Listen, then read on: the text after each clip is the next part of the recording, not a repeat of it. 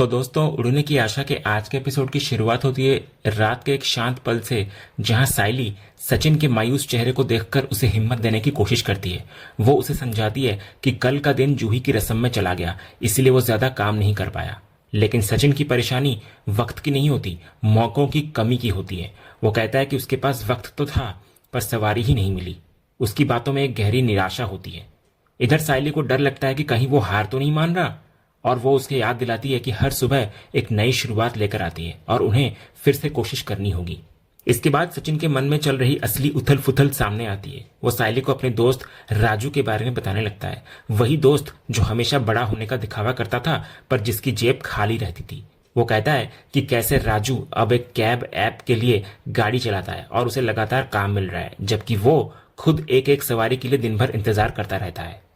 फिर सचिन उसको बताता है कि कैसे राजू ने उसे पुराने जमाने का कहकर ताना मारा और कहा कि वक्त के साथ नहीं बदला तो पीछे रह जाएगा। और यही बात उसे साइली की भी याद दिला गई थी, क्योंकि साइली ने भी एक बार यही बात कही थी।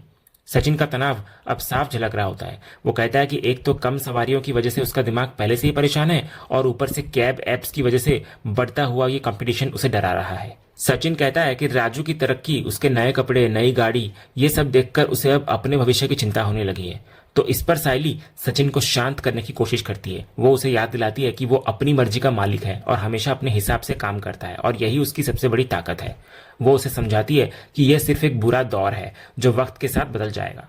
साइली की बातों का असर होता है। सचिन को एहसास होता है कि शायद वो कुछ ज्यादा ही सोच रहा है। फिर वो एक गहरी सांस लेता है और फिलहाल के लिए सब्र से काम लेने का फैसला करता है। अगले सीन में दुकान पर अकेली बैठी रोशनी अपने ही ख्यालों के जाल में फंसी हुई होती है। उसकी आंखों के सामने दिनेश की धमकियां और लॉकर से पैसे चुराने का वो पल बार बार घूम रहा होता है। उसका चेहरा डर और अपराध बोध से पीला पड़ गया होता है। तभी तेजस वहां आता है और उसे कुछ लिस्ट दिखाने की कोशिश करता है, लेकिन रोशनी का दिमाग कहीं और होता है। वो पूरी तरह से अपने ख्यालों में डूबी हुई होती है और उसे तेजस की आवाज तक सुनाई नहीं दे रही होती। जब तेजस को एहसास होता है कि वो उसकी बात नहीं सुन रही, तो वो जानबूझकर जोर से चिल्लाता है, जिससे रोशनी बुरी तरह डर जाती है और हकीकत में लौटती है। तेजस फिर उसको छेड़ता है और पूछता है कि वो कहाँ खो गई थी। तो रोशनी कहती है कि वो कहीं खोई नहीं थी, बल्कि क्लाइंट लिस्ट बना रही थी। तो तेजस रोशनी से पूछता है कि कितनी बुकिंग कंफर्म हुई है, लेकिन ये सवाल सुनते ही रोशनी एक बार फिर उन्हीं डरावने ख्यालों में खो जाती है। तेजस को जब फिर कोई जवाब नहीं मिलता, तो वो दोबारा जोर से पुकारता है। तो रोशनी एक बार फिर झटके से अपने ख्यालों से बाहर आ जाती है। तो तेजस फिर से छेड़ता है और कहता है कि वो उसे डरा क्यों रही है, जैसे ससुर जी वापस आ गए हों। फिर वो बड़े ही हल्के फुल्के अंदाज में कहता है कि वो लॉकर में रखे पैसे बैंक में जमा करवा कर आता है। ये सुनते ही रोशनी के पैरों तले जमीन खिसक जाती है। वो तुरंत तेजस को रोकती है और बहाना बनाती है कि शायद कुछ और लोग पैसे देने आए, इसलिए उन्हें इंतजार करना चाहिए। तो तेजस उसकी बात तो मान जाता है, लेकिन फिर कहता है कि वो बस एक बार उन पैसों को देखना चाहता है, क्योंकि इतने सारे कैश को देखकर शायद उसके चश्मे का नंबर कम हो जाए। इतना बोलकर वो खुशी खुशी लॉकर की तरफ बढ़ जाता है और रोशनी उसे चाहकर भी रोक नहीं पाती।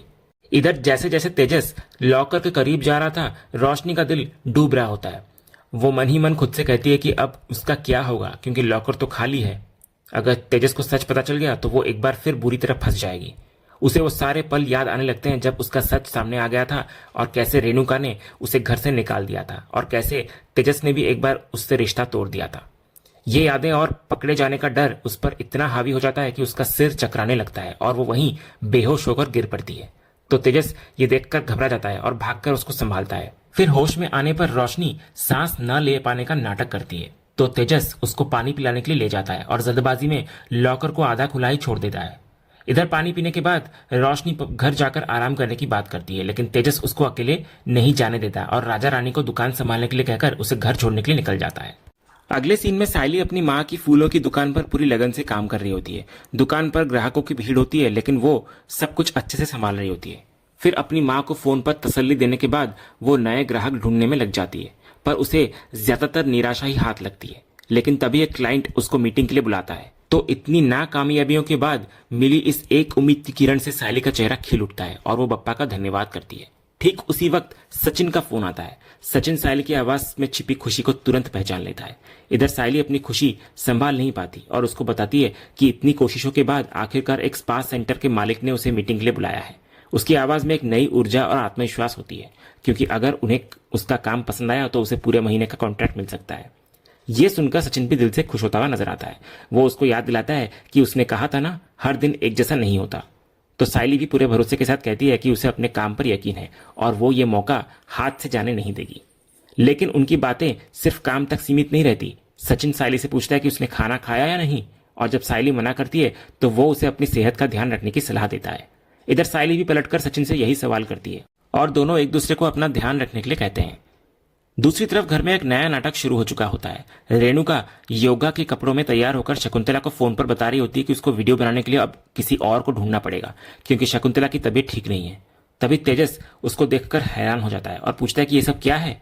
तो रेणुका बड़े ही रहस्यमय अंदाज में कहती है कि ये तो बस बदलाव की शुरुआत है और अब लोग उसको तेजस की मां नहीं बल्कि तेजस को रेणुका के बेटे के नाम से जानेंगे।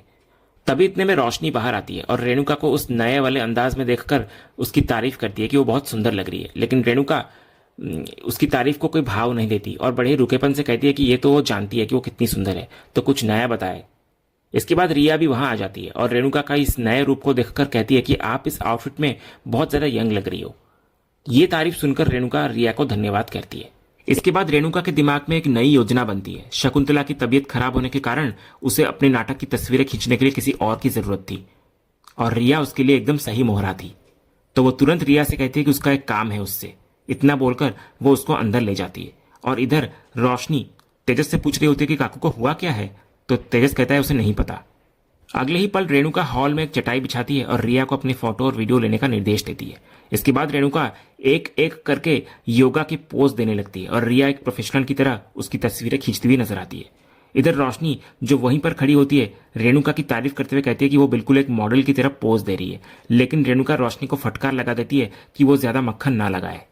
तभी इतने में आकाश घर के अंदर आता है और अपनी माँ को इस अजीब योग वाले अंदाज में पोज देते हुए देखकर हैरान हो जाता है। उसकी समझ में नहीं आता कि आखिर चल क्या रहा है। वो अपनी आई को इस तरह ध्यान लगाए देख सीधे जाकर उससे पूछता है कि वो ये सब क्या कर रही है। रेणुका इधर जो अपने समाज सेविका वाले किरदार में पूरी तरह से डूबी हुई होती है उसको डिस्टर्ब करने के लिए डांटती है और अपने पोज में लगी रहती है। लेकिन आकाश एक बार फिर अपनी आई से पूछता है कि कहीं वो सन्यासी बनने का तो नहीं सोच रही। जब रेणुका कोई जवाब नहीं देती तो वो घर के बाकी लोगों से पूछता है कि क्या कोई बताएगा उसे कि उसकी आई साध्वी बनने वाली है क्या। इधर तेजस रोशनी से कह रहा होता है कि कहीं डांस क्लास बंद होने की वजह से आई को कोई गहरा सदमा तो नहीं लग गया है और शायद इसी कारण वो ऐसी अजीब हरकतें कर रही है। तो इधर रेणुका अपने बेटों की बातों को इग्नोर करती है और रिया से कहती है कि वो सिर्फ अपने काम पर ध्यान दे। जब आकाश बार बार पूछता है कि आखिर चल क्या रहा है तो तेजस उसको बताने लगता है कि आई कोई बदलाव लाने की बात कर रही थी। इस पर रेणुका एक रहस्यमयी मुस्कान के साथ सबको कहती है कि वक्त आने पर सबको पता चल जाएगा और जब पता चलेगा तो उन सबको उस पर बहुत गर्व होगा। दूसरी तरफ चाय की टपरी पर सचिन और उसके दोस्त अपनी बदकिस्मती का रोना रो रहे होते हैं। सचिन परेशान होकर बता रहा होता है कि आज उसको दिन में सिर्फ 2 सवारियां मिली है और वो उन दिनों को याद कर रहा होता है जब वो 9 से 10 सवारियां आराम से कर लेता था। उसके दोस्त भी अपनी अपनी परेशानियां गिनाते हैं। तभी राजू वहां गर्मा गर्म बिरयानी लेकर पहुंचता है। वो सबको बताने लगता है कि जब से उसने ऐप से काम करना शुरू किया है उसका एक भी दिन खाली नहीं गया है और उसको रोज की 10 सवारियां मिल ही जाती हैं। इधर सचिन जो अब तक इन ऐप्स से नफरत करता था आज मजबूरी में उससे पूछ ही लेता है कि यह ऐप काम कैसे करता है। तो इस पर राजू बड़े ही सरल तरीके से उसको समझाता है कि बुकिंग कैसे मिलती है और कैसे ड्राइवर के पास उसे स्वीकार या अस्वीकार करने की आजादी होती है। वो बताने लगता है कि हर सवारी पर ऐप को 30% कमीशन देना पड़ता है। ये सुनकर सचिन को लगता है कि ये तो सीधा साधा नुकसान है, लेकिन राजू उसको समझाता है कि बात कमीशन की नहीं बल्कि लगातार मिल रही सवारियों की है। वो कहता है कि पहले वो भी उन्हीं की तरह सवारी का इंतजार करता था लेकिन अब इस ऐप की वजह से उसका दिन का खर्चा आराम से निकल जाता है। वो ये भी बताता है कि ऐप वाले नए ड्राइवरों को ढूंढ रहे हैं और उन सबको भी जुड़ जाना चाहिए। तो इस पर यह सब सुनकर सचिन एक गहरी सोच में डूब जाता है। दूसरी तरफ रात के अंधेरे में सचिन की परेशानियां और भी बढ़ जाती है। उसको दादर से एक सवारी मिलती है लेकिन उसके पहुंचने से पहले ही वो सवारी कैंसिल हो जाती है। वो गुस्से में फोन मिलाता है दोबारा तो फोन बिजी आता है। उसकी हताशा और भी बढ़ जाती है क्योंकि एक एक सवारी के लिए उसे इतना संघर्ष करना पड़ रहा था। तभी उसके सारे दोस्त वहां आते हैं। सचिन उनसे पूछता है कि वो सब कहाँ थे तो उसका एक दोस्त हिम्मत करके सब कुछ सच बताता हुआ नजर आता है। वो कहता है कि घर चलाना मुश्किल हो रहा है इसलिए वो मंगिया के साथ कोनर कैब में ज्वाइनिंग के लिए गया था। इधर मंगिया भी सचिन से कहता है कि वो कुछ दिन ये सब कुछ करके देखना चाहता है। सचिन का दिल इस पर से टूट जाता है लेकिन वो उन्हें कुछ नहीं कहता। वो कहता है कि सबका अपना परिवार है और वो जिसे जो सही लगे वो करे। फिर उसको पता चलता है कि अनीश भी ऐप वालों के पास काम समझने गया है। तो मंगिया सचिन को भी ऐप ज्वाइन करने के लिए कहता है लेकिन सचिन कुछ भी नहीं बोलता, बस गहरी सोच में डूब जाता है। दूसरी तरफ घर पर माहौल थोड़ा अलग होता है। साइली को जूही का फोन आता है। जूही बता रही होती है कि अरुण का प्रमोशन होने वाला है और इसी खुशी में वो सब वृंदावन जा रहे हैं दर्शन करने। वो सायली को भी साथ चलने के लिए कहती है, तो सायली अपने काम की वजह से मना कर देती है, लेकिन वादा करती है कि वो कोशिश जरूर करेगी। फोन रखने के बाद सचिन कहता है कि अगर उसका काम हो जाए तो उसे भी चले जाना चाहिए। तो सायली फिर सचिन से पूछती है कि क्या उसे अब अरुण पर भरोसा होने लगा है। तो सचिन कहता है कि उसे सिर्फ जूही की खुशी से मतलब है और कुछ नहीं। इसके बाद हम देखते हैं कि सचिन हुंडी में से कुछ पैसे निकालकर सायली को देता है और कहता है कि वो ये पैसे काकी को दे दे, यानी कि शोभा को, क्योंकि वो लोग वृंदावन जा रहे हैं तो काम आएंगे। लेकिन सायली मना करती है और सचिन को याद दिलाती है कि इमरजेंसी के लिए उनके पास बस इतने ही पैसे बचे हैं। लेकिन सचिन नहीं मानता और कहता है कि काकी को अभी इसकी ज्यादा जरूरत है। फिर वो अफसोस जताने लगता है कि आज ऐसा वक्त आ गया है कि 2-3 हज़ार रुपए देने के लिए भी सोचना पड़ रहा है। तो सायली इस पर सचिन को हिम्मत देती है और कहती है कि ये समय भी चला जाएगा। और इसी उम्मीद, इसी संघर्ष और एक दूसरे के सहारे आगे बढ़ने की इस कोशिश के साथ यह एपिसोड यहीं खत्म होता है। तो दोस्तों, आपको आज का ये एपिसोड और इसका अपडेट कैसा लगा, अपनी राय हमें कमेंट करके जरूर बताएं। अगर आपको आज का वीडियो पसंद आया हो तो वीडियो को लाइक और शेयर जरूर करें और उड़ने की आशा के आने वाले रोमांचक ट्विस्ट एंड टर्न्स जानने के लिए हमारे इस चैनल को सब्सक्राइब करना ना भूलें। मिलते हैं अगले वीडियो में, तब तक के लिए धन्यवाद।